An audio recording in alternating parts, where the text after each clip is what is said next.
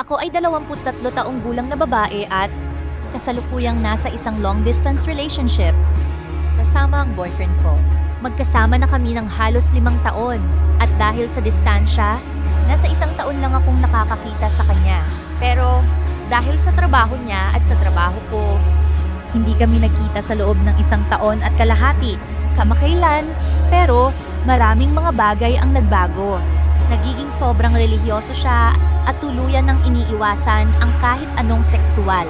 Wala nang flirt, wala nang sexual na usapan, wala nang mga nude. Talagang wala. Nangyayari na ito sa loob ng halos 10 buwan. Ang bagay ay, pupunta siya para bumisita sa akin sa loob ng 5 araw at sinabi na niya sa akin na ayaw niya nang makipagtalik o kahit ano pang ganun. At sa totoo lang, naglalagay ito sa akin sa isang nakakalito at mahirap na sitwasyon. Isa pang bagay na labis na nakaka-bother sa akin ay kung paano siya tumugon kapag sinasabi ko ang mga pangangailangan ko.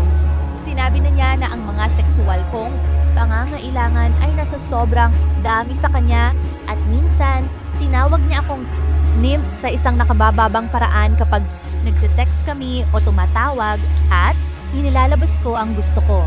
Nasaktan ako doon at nagdulot ito sa akin ng pakiramdam na ako'y hinuhusgahan sa halip na naiintindihan. Mahal na mahal ko siya. At sa maraming paraan, siya ang lahat ng gusto ko sa isang partner. Pero sa parehong pagkakataon, ang mga pisikal kong pangangailangan ay hindi natutugunan sa mahabang panahon. At nagsisimula ng makaapekto ito sa akin ng higit pa sa inaasahan ko. Ayaw kong mawala siya, pero hindi ko rin alam kung paano ipagpatuloy ito nang hindi nararamdaman na hindi natutugunan. May sino man bang nakaranas ng katulad na sitwasyon?